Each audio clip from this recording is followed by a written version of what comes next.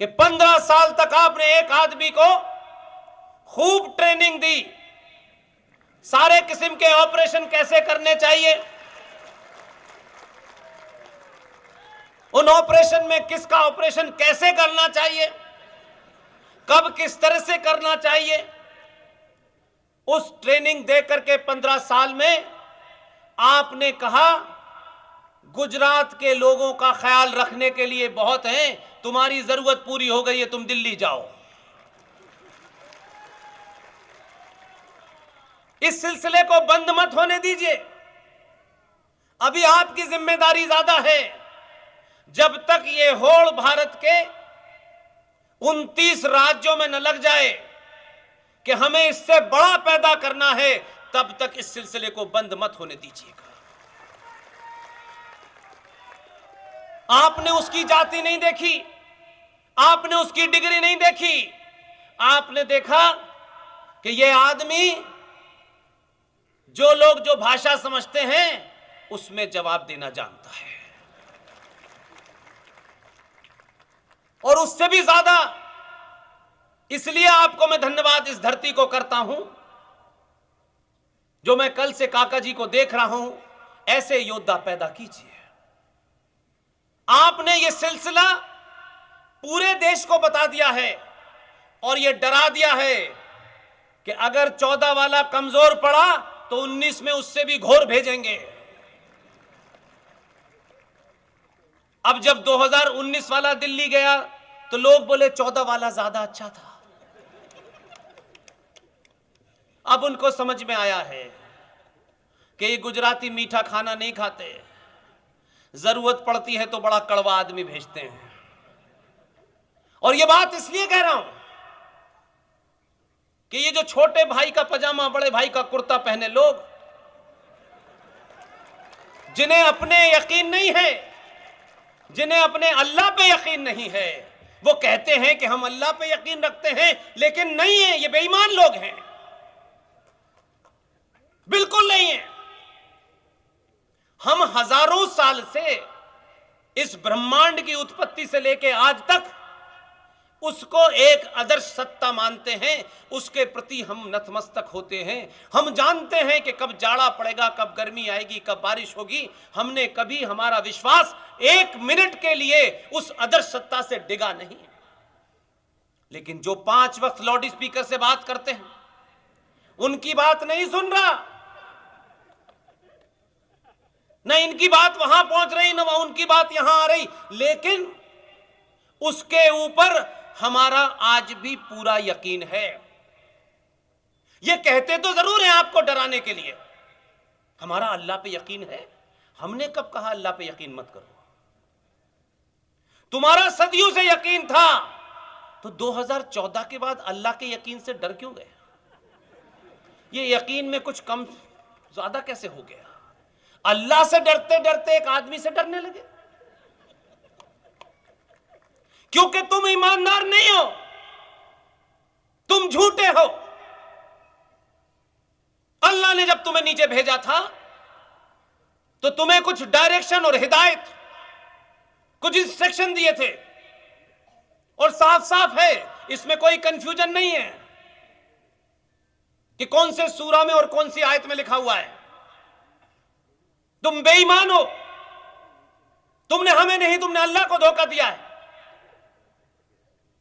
अल्लाह ने फरमाया कि मैं तुम्हें इस जमीन पर भेज रहा हूं, मेरे बताए रास्ते से अगर तुम हटे तो अल्लाह फरमा रहे हैं, अगर तुमने मेरी बात नहीं मानी, जीवन जीने के जो तरीके मैंने बताए हैं, अगर तुम उस रास्ते से हटे तो मैं इसी धरती पर लोग भेजूंगा जो तुम्हें रास्ते पे ले आएंगे। हमारा उस पर यकीन है, उसने जो फरमाया वो काम पूरा कर रहा है। तुम मान नहीं रहे थे, पूरी दुनिया में कत्लो गारत कर रहे थे, तुम गर्दन पे तलवार रख करके उस सनातनी विश्वास को तोड़ रहे थे जो प्राकृतिक था। वो नाराज हुआ तुमसे, कई बार तुम्हें समझाने की कोशिश की, तुमने समझा कि शायद अल्लाह की बात अब हम क्यों माने, अब तो हम अल्लाह से बड़े हैं। उसी अल्लाह ने 2014 में भेजा है। तुम तब भी नहीं माने। तुमने उसकी मुखालफत करते हुए, उसका विरोध करते हुए जगह जगह धरना प्रदर्शन दिया। कुछ लोग अमेरिका चले गए, इसे वीजा मत दो, ये कातिल है, ये 2002 दंगों का मास्टरमाइंड है। अल्लाह ने कहा यही तुम्हें समझा सकता है, इसलिए भेजा है। 14 से 19 तक कुछ बुद्धिजीवी जो हैं हमारे देश में, जिनकी बुद्धि नहीं होती, वो ये समझते हैं कि वही देश चला रहे हैं, उनका स्वार्थ ही सब कुछ होता है। उन्होंने अवार्ड वापस कर दिए, जो सरकार ने दिए उन्होंने अवार्ड वापस कर दिए।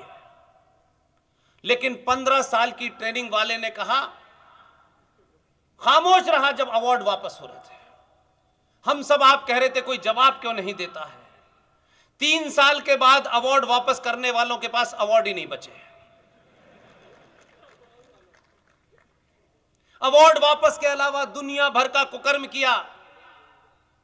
लोगों ने बड़ी बड़ी थ्रेट दी, बहुत समझाया अल्लाह ने, ये नहीं माने। अल्लाह ने कहा ये बड़े बेहया लोग हैं, 2019 में दूसरा वाला भेजो। और यही नहीं माने। एक देश है पाकिस्तान, जिसकी टोटल पॉपुलेशन 23 करोड़ है, और हम 29 राज्यों में से एक राज्य है जिसकी टोटल पॉपुलेशन 24 करोड़ है। वहां भी 16% है। जिसको दिल चाहे गाली दे रहे, जिसके दिल चाहे रेप कर रहे। उन्होंने कहा कि इस राज्य में भी किसी की जरूरत है, उन्होंने 2017 में भेजा है वहां पे। सारे लोग लामबंद हो गए, इसे भगाओ।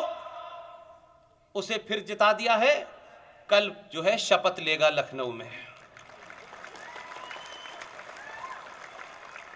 आपको कुछ नहीं करना है। आपको अपने अंदर जो डर, जो लालच, जैसे ही ये समाप्त होंगे, दुनिया में आपसे बहादुर कोई नहीं हो सकता। आप लालच के कारण कायर हो गए हैं, और एक कायर समाज ना तो बहादुरी की बात करता है, एक कायर समाज समझौतों की बात करता है। इससे भी समझौता कर लो, उससे भी समझौता कर लो। और जब आप समझौता करने लगते हैं, तब ट्रेन चलती है समझौता एक्सप्रेस। आप अपने उसूलों पर डिगे रहिए। ये थोड़ी बहुत आंधी आएगी इधर उधर की, इससे कोई फर्क पड़ने वाला नहीं है। लेकिन अपने पैरों को मजबूती से जमीन पे जमाइए। ये कड़वा पटेल है, ये लौवा पटेल है, ये ठाकुर है, ये ब्राह्मण है, ये ओबीसी है। भारत राष्ट्र का जिन्होंने इतिहास गलत पढ़ाया है, भारत राष्ट्र के बारे में जिन्होंने झूठ बोला है, वो सबसे बड़े गद्दार हैं।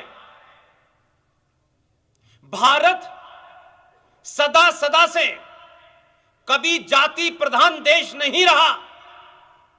भारत भूमि सदा सदा से कर्म प्रधान भूमि रही है। इसलिए जिनका जो काम है वो कर नहीं रहे, और जिसका जो काम है वो कुछ और कर रहे हैं।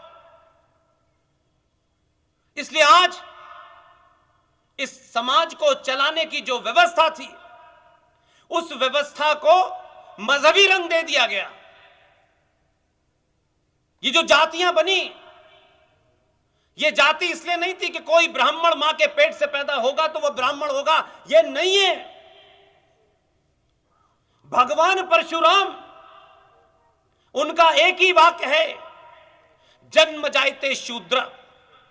मनुष्य जन्म से शूद्र होता है, अपने कर्मों से ब्राह्मण ठाकुर बनिया बनता है। इसलिए हमारे यहां त्यागी की पूजा होती है, जिसने त्याग किया होता है। इसलिए हमारे यहां टाटा, बिरला और अंबानी की पूजा नहीं होती, त्यागी की पूजा होती है। और हमारे यहां वही कारण है कि कर्म प्रधान देश है। हम कर्म देख के किसी को हीरो मानते हैं, बिना कर्मों के नहीं मानते। लेकिन आपको जाति व्यवस्था में फंसा दिया गया है और आप समझते हैं ये हीन है, ये सुप्रीम है। उसकी एक ही मिसाल है, भगवान परशुराम ब्राह्मण थे, रावण भी ब्राह्मण था। रावण अपने कर्मों के कारण चौराहे पे जलाया जाता है और भगवान परशुराम अपने कर्मों के कारण मंदिर में पूजा जाते हैं। यही फर्क है। और भगवान राम जो क्षत्रिय हैं, वो जब रावण का वध करते हैं तो कोई उनके ऊपर ब्राह्मण वध का आरोप नहीं लगता है।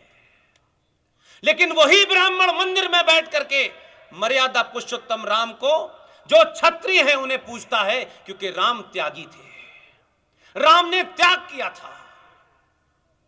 आप वहां से चलने वाले लोग, गली गली मोहल्ले मोहल्ले आपने तरह तरह के मंदिर पैदा कर दिए। मैंने सुना है किसी चांद मियां को भी आपने मंदिर में रख दिया है, अब उसको ही पूछ रहे हैं। आपके पास क्या देवी देवताओं की कमी थी? आपने इसको व्यापार बना दिया है। आस्थाएं कम हैं, 2 लड्डू भगवान पे चढ़ाएंगे, बदले में कार मिलेगी कि नहीं मिलेगी, इस चिंता में मग्न है। इसलिए हर भगवान को अपने स्वार्थों के हिसाब से रिश्वत देते हैं।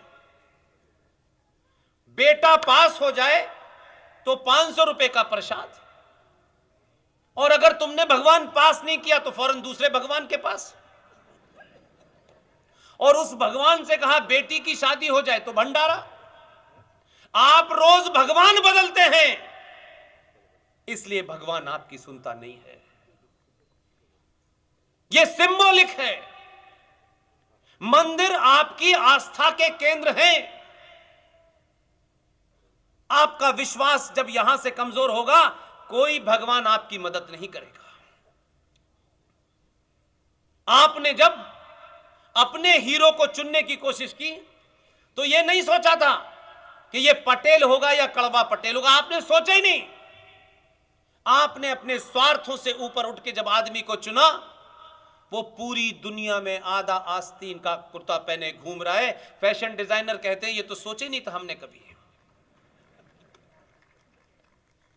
इसलिए आप कुछ भी ऐसा नया करने की आवश्यकता नहीं है।